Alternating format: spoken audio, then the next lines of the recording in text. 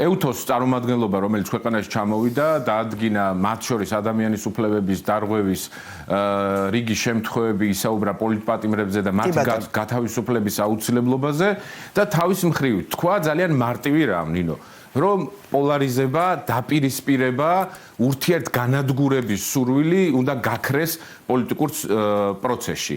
უნდა გაჩნდეს კომუნიკაციის და დიალოგის სივრცეები და ჩვენ ამას დიდი ხანია ვამბობთ, რომ დიალოგი აუცილებლად უნდა არსებობდეს ყველა პოლიტიკურ აქტორს შორის და ლელო ამზაობას გამოხატავს, თუმცა კრიზისი მოდ დავსვათ შეკითხვა, რამ შექმნა პოლიტიკური კრიზისი? პოლიტიკური კრიზისი შექმნა ერთი არჩევნების მიმართ გაჩენილმა მძიმე შეკითხვება და მეორეს მხრივ პოლიტიკურმა დევნა პოლიტიკურ ლიდერებზე, სამოქალაქო აქტივისტებზე, ჟურნალისტებზე და ასე შემდეგ. და არა ოპოზიციის ბოიკოტმა ირაკლი ერთის მხრივ.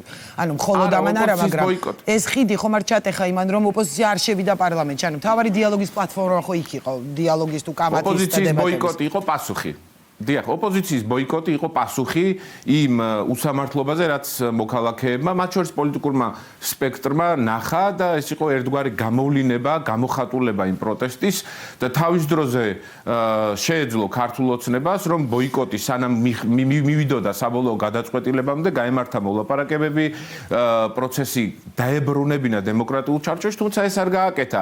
პირიქით ადგა და ძალიან ბედნიერმა მიიღო გადაწყვეტილება დააჭირა მწვანე ღილაკს და თავის მხრივ შემდეგ გააგრძელა პოლიტიკური ოპონენტების დევნა. თავის მხრივ გააგრძელა პოლიტიკური ლიდერების დაკავება, გააგრძელა პარტიების აკრძალვაზე მუშაობა და საკონსტიტუციო სასამართლოში შეიტანა სარჩელი პარტიების აკრძალვაზე, მათ შორის ლელოსა და ხუთი თვე გავიდა და პასუხი ხელისუფლების მხრიდანაც ირაკლი თქვენს ბოიკოტზე. ანუ თქვენ ამბობთ, რომ თქვენი ბოიკოტი იყო პასუხი ამ ყველაფერზე. მაგრამ იქნება ესეც ხელისუფლების პასუხი იყო, როდესაც ამდენმა დეპუტატმა უარი თქვა პარლამენტში შესვლაზე და თქვენ არ აღიარეთ არჩევნების შედეგები. რა თქმა უნდა, ეს იყო ხელისუფლების პასუხი, ნინო, ხელისუფლების პასუხი, იმიტომ რომ როცა ქართულ არა, წვანი ღილაკებს დააჭირეს ხელიო, რო თქვით, იმიტომ ანუ პასუხი იყო, მოითხოვეთ გაუქმება, გააუქმეს, გააგრძელეს პოლიტიკური ცხოვრება, ხო, ამის თქმა მინდოდა თუ გავიგეთ პასუხი. დიახ, გავიგე. რა თქმა უნდა, ქართული ოცნების პასუხი იყო და ქართულ ოცნებას ყოველთვის ეს პასუხი აქვს. ესაუბრები კორუფციაზე, საუბრობდით იმაზე წლების განმავლობაში, რომ ღარიბაშვილი, ლილუაშვილი, სხვები კორუფციაში იყვნენ ჩაფლული, მოგვიბრუნდებოდა და თავში ჩაქუჩს გვირტყამდნენ. გვეუბნებოდეთ თქვენ აძირლებო, თქვენ აგენტებო, თქვენ მოღალატეებო. ყოველთვის ეგეთი პასუხები აქვს ყველაფერზე საერთოდ. რაზაც ვამბობდი, რიჟვაძეზე გამოვდიოდი და ვსაუბრობდი, რომ იქ უბედურება ხდება და ხედავთ ეხლა რა მდგომარეობა, იქ ბრალი ჯერჯერობით არ არის წარდგენილი გასაგები მიზეზების გამო, რაც მოხდა არჩილ ჩიქოვანზე, ბათუმის ყოფილ მერზე, რომელიც ახლა გადაირჩიეს. წლების განმავლობაში რომ ვლაპარაკობდი და ვამბობდი, რომ კორუფციაში იხრჩება ბათუმის მერია.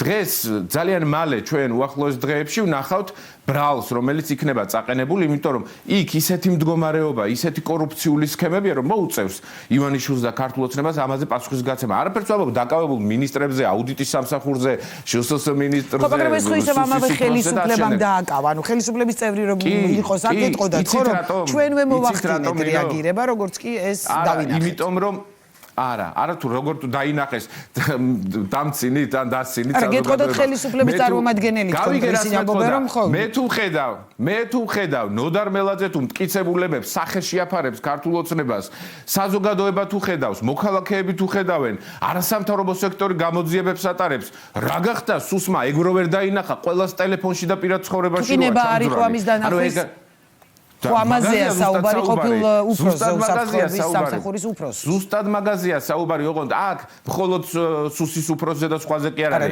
ნება არ იყო არასდროს. პრემიერ-მინისტრზე იყო საუბარი. ვისი დანიშნულია ეს პრემიერ-მინისტრები? ამიტომ რა თქმა უნდა ყოველთვის ეს აგრესიული პასუხი მათი მხრიდან არის. თუმცა დღეს EUTOS EUTOS პრეზიდენტის განცხადების შემდეგ ძალიან მნიშვნელოვანია რომ საუბრობდეთ დიალოგის შესაძლებლობაზე. ის ზიზღი ის შურის მაძიებლური განწყობა რომელიც ქართულ ოცნებას აქვს შეიძლება ვიღაცას აქეთ მხარეს უნდა იქნეს დაძლეული რა მინდა კითხოთ იცით აი დიალოგზე თორემ ამ დავასრულებ თუ შეიძლება ბოლომდე მივიყვანას ურთიერთგანადგურების რეჟიმში მყოფი პოლიტიკური აქტორები ვერ შექმნიან ისეთ სტაბილურ გარემოს, სადაც შეიძლება კრიზისი გადაიჭრას ერთის მხრივ და მეორე ქვეყნის ეროვნული ინტერესები იქნეს დაცული. თქვენ შესავალში ახსენეთ საგარეო ველზე არსებული კონფლიქტები, დაძაბულობა და ასე შემდეგ.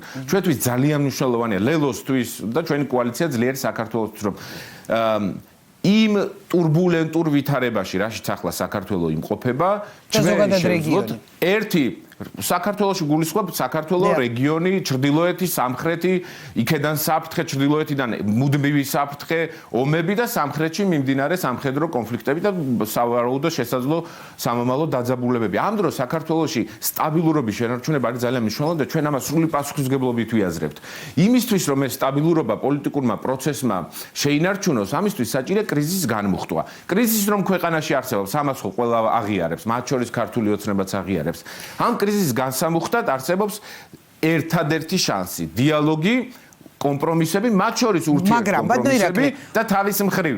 ამავე თემაზე ჩდება კითხვა. ორი მთავარი პრობლემის გადაჭრა. ერთი არის ეს არჩევნების საკითხი, რომ სამართლიანობის განცდა არსებობდეს არჩევნებთან დაკავშირებით და პოლიტიკური პატიმრების საკითხი, მათი გათავისუფლების საკითხი, რომ ეს პოლიტიკური დევნა დასრულდეს. ივანიშვილს და ქართულ ოცნებას თავადვე უნდა უნდოდეს, რომ ხელისუფლება რომ შეიცვლება დღევანდელი ოპოზიცია არ იყოს გაჯერებული შურისმაძიებლური გამანადგურებელი განცდით და განწყობით და მე ვფიქრობ რომ საქართველოს განვითარების და სტაბილურობის შანსი სწორედ ამაშია რომ ეს თვით დიალოგში და განადგურების სურვილი უნდა გამოირიცხოს რაც იქნება გარანტია ამ ქვეყნის მომავალი განვითარების. კი ბატონო, მაგრამ თქვენ ამბობთ რა პირობები უნდა შეასრულოს ხელისუფლებამ რომ დიალოგი დაიწყოს, ხო უხეშად ვამბობ, მაგრამ მაშინ როცა ოპოზიცია ხელისუფლებას არალეგიტიმურს უწოდებს, რაღაც არ აღიარებს ადამიანებს, რომლებიც იმყოფებიან თანამდებობებზე უწოდებენ რაღაც ოცნების პრემიერ-მინისტრი, ოცნების, ანუ ხო გესმით რას გულისხმობ და ხელისუფლება მუდმივად ამბობს, რომ ასეთ ძალებთან რაზე ვისაუბროთ. ამ შემთხვევაში თუ კი თქვენ ამბობთ, რომ კი ბატონო, უნდა გამოხდეს გათავისუფლება ამ პატიმრების, ხო რაღაც პირობებს აყენებთ არჩევნების და ხელისუფლებას თავის პირობად. აი აქ როგორ გადაიკვეთება გზები, იმიტომ რომ ისინი თვლიან, რომ ვის მესაუბროთ, თუ კი მე არ მაღიარებენ ხელისუფლებად. მე არ ვიცი რა პირობა აქვს ქართულ პირობითად არანაირი პირობა არ აქვს, მაგრამ ამაზე ხო მუდმივად ეს პრეტენზია აქვს ოპოზიციასთან, რომ ვის ვესაუბრო, თუ კი ის მე არ მაღიარებს როგორც ხელისუფლებას. მე არ მიმაჩნია რომ ისინი სამართლიანად იმყოფებიან ხელისუფლებაში. არ მიმაჩნია ნინო და ამის მიზეზი კარგად მოგეხსენებათ თქვენს, რატომ არ მიმაჩნია რომ სამართლიანად არიან ხელისუფლებაში. თუმცა ისინი არიან de facto ხელისუფალი, ფაქტობრივად ფლობენ ხელისუფლებას, იღებენ რეპრესიულ კანონებს, სამწუხაროდ კანონმორჩილი ხალხი ვართ თავისი გაგებით, ყველანაირი გაგებით და სამწუხაროდ გვიწევს რომ ამ რეპრესიულ კანონებსაც კი გაუწიოთ ანგარიში მოგვისჯიან რაღაცას ტროტუარზე დგომის გამო გვიწევს საპატიმროში წავიდეთ. ეს de facto მოცემულობაა, ფაქტობრივი მოცემულობაა. კი, მე პრეზიდენტის შეწყალებით თქვენმა ლიდერებმა დატოვეს საპატიმრო, ამ დროს პრეზიდენტი არ არის. აი, ამ გაუგებრობაზე ვსაუბრობ ზუსტად, ხო, რაღაცა უცნაური ურთიერთობაა. ეს არ არის გაუგებრობა. არა. საერთოდ ურთიერთობა არ არსებობს და ვერც იარსებებს იმ პირობებში, როცა აკრძალვას მიპირებს ნინო, ძალაუფლება მის ხელშია, პასუხისმგებლობაც კრიზისზე მის ხელშია, თუმცა ისევ და ისევ ამბობ, რომ დიალოგი არის გამოსავალი. ამის მიღმა ეუთოს წარმომადგენლობა, რომელიც დაინტერესებულია მხოლოდ ერთ რაიმეში, საქართველოს იყოს სტაბილური, დემოკრატიული და სამართლებრივი სახელმწიფო.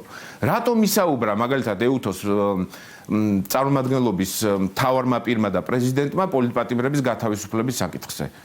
როცა დიალოგზე საუბრობს, პარალელურად ეს არის მნიშვნელოვანი საკითხი. ვის ჭირდება პოლიტპატიმრების თავისუფლება? მოდი ასე დავსვათ შეკითხვა. ჩემი აზრით, პოლიტპატიმრების თავისუფლება პოლიტპატიმრებზე მეტად სჭირდება ქვეყანას. ქვეყანას სჭირდება ის, რომ პოლიტპატიმრები გათავისუფლდნენ.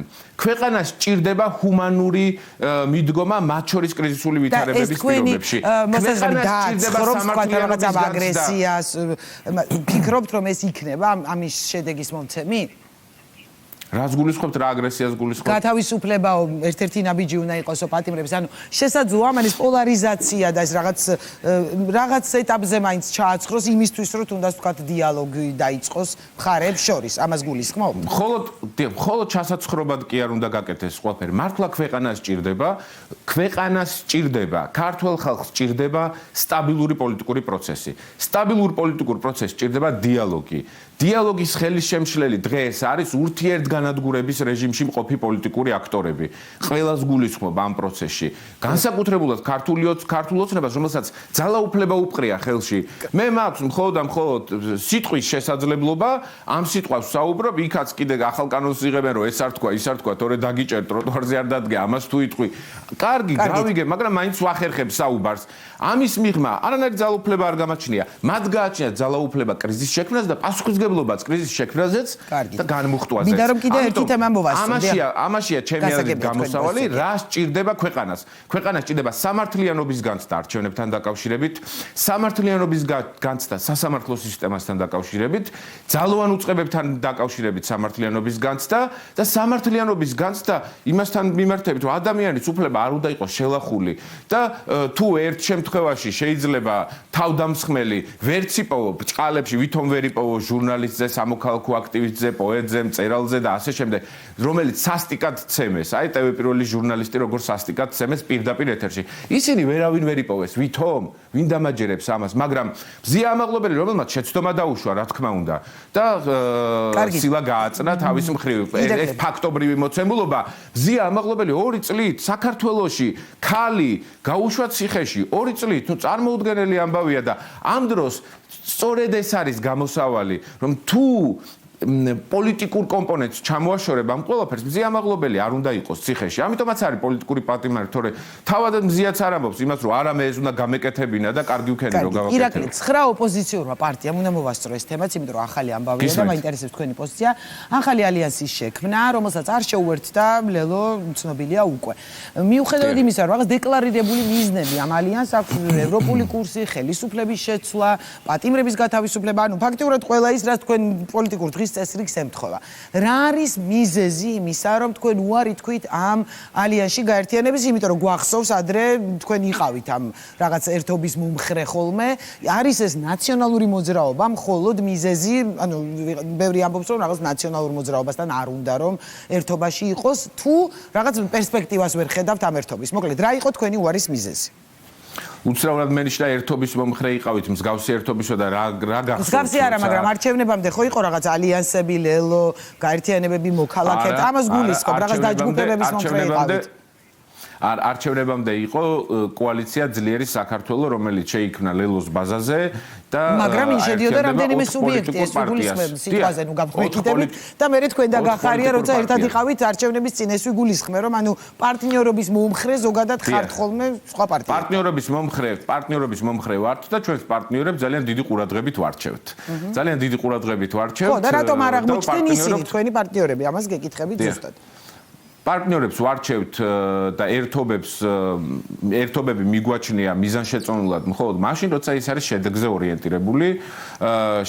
ორიენტირებული, კავშირშია კონკრეტულ ნაბიჯებთან, არჩევნებთან და ასე შემდეგ. ასე ვიქცეოდით ყოველთვის და ყოველთვის ძალიან კარგი, კეთილსინდისიერი პარტნიორი იყო ლელო ყველა თანამშრომლობის პირობებში, მაგალითად გახარიას გუნდი, როცა ამბობს, რომ თუ ხვალდაზე განვიხილავთ ვინმესთან თანამშრომლობას, ეს იქნება ლელო, ეს რისი გამოძახილია? იგივე ვამბობთ ჩვენც მათზე, ეს რის გამოძახილია, იმიტომ რომ კეთილსინდისიერი პარტნიორობა გქონდა ერთმანეთთან. რაზეც შევთანხმდით, ის გავაკეთეთ, ერთად ვიარეთ, პატივი ვეცით ჩვენს განსხვავებულობას, მხარი დავუჭირეთ ერთმანეთს მუნიციპალურ არჩევნებზე, გავაძლიერეთ, კონკურენციაში არ შევედით, ერთმანეთს დაუთმეთ რიგი ოლქები და ასე შემდეგ. ამიტომ კეთილსინდისიერი და კარგი პარტნიორია ლელო ამ პროცესში. გახარიას პარტიის განსხვავებით. დიახ. დიახ. ხო, და თulit აი ბოლოს რომ მას ვქნა რომ ეს ბოიკოტი, როდის აი განცხადებას უბრუნდებით ის დავიწყეთ, იყო შეცდომა დღეს მაინც და თუ ფიქრობთ რომ არ იყო, მაშინ რა მისცა ბოიკოტმა ოპოზიციას? აი ეს რო შემიჯამოთ და უნდა დაგემშვიდოთ. ბოიკოტის გადაწყვეტილება არჩევნების შემდეგ, ჩვენი აზრით გაყალბებული არჩევნების შემდეგ, ჩვენ გვქონდა ნინო ძალიან დიდი პასუხისმგებლობა ამომრჩევლების და მოქალაქეების წინაშე. ეს პასუხისმგებლობა იყოფოდა ორ ნაწილად. ერთი, ეს გაყალბების ძალიან მძიმე დარტყმა და პასუხისმგებლობა, რომელიც ჩვენზეც მოდიოდა, იმიტომ რომ ვერ დავიცავით საკმარისად ხმები, ვერ შევძელით ხო, კარგად დაცვა, ამიტომაც მოხდა გაყალბება და ქართულ ოცნებას ამ შესაძლებლობა მიეცა. ერთის მხრივ ეს გადაგვეყლაპა და შევსულიყავით საქართველოს პარლამენტში, ან მეორეს მხრივ აგვეღო მათ შორის ჩვენს პასუხისმგებლობა და გვეთქვა, რომ წინააღმდეგობაში და ბრძოლაში ვრჩებით და მათ შორის ეს გამხდარიყო თუნდაც ახალი განხილვის საგანი საარჩევნო კოდექსის ცვლილებაზე, რომ იქ ძველი ბიჭები და შავი სამყარო და ქურდული სამყარო არ უნდა იდგეს საარჩევნო უბანთან და არ უნდა იყოს ჩართული. საჯარო მოხელეებზე ზეწოლა არ უნდა არსებობდეს. მაგალითად, იცით თუ არა ის, რომ ბათუმში 4 დღის წინ ნინო გაუშვეს 26 ხელმომწერიდან ევროპული დეკლარაცია, რაც გაკეთდა ეგრეთ წოდებული манифеסטი მხარდამჭერი საჯარო უწყებებში, 26-მა თანამშრომელმა მოაწერა ბათუმის მერიიდან ხელი. 26-მა 25 შტატი გააუქმეს 3 დღის წინ 26-დან. მხოლოდ ეს ადამიანები გაყარეს სამსახურიდან. წარმოგიდგენთ ამ ხელა წნეხზე ვსაუბრობთ, ამიტომ მაშინ ბოიკოტის გადაწყვეტილება მიმართული იყო იქეთკენ, რომ ის იქნებოდა ამ გადმოსახედიდან, იმიტომ რომ ძალიან ბევრი გვისაუბრია. ხო, ამ გადმოსახედიდან ვფიქრობ, მაინც სწორი იყო ეს, გუშინ წინდელ ამბავს გიყვებით. გუშინ წინდელ ამბავს გიყვებით. ეს გავიგე რომ 4 დღის წინ იყო, მაგრამ ეს გულისხმობ. ეს გავიგე რომ 4 დღის წინ იყო. გრძელდება და ამ სიმახინჯის გამოსწორება გვინდოდა ჩვენ. ჩვენ გვინდოდა რომ ამ ბოიკოტის პარლამენტში შესვლით უფრო შეძლებდით, ან მაშინ შედეგად რა მიიღეთ? მოდი ეს თქვა და ეს მიპასუხეთ. ბოიკოტმა რა შედეგი მისცა მაშინ ლელოს?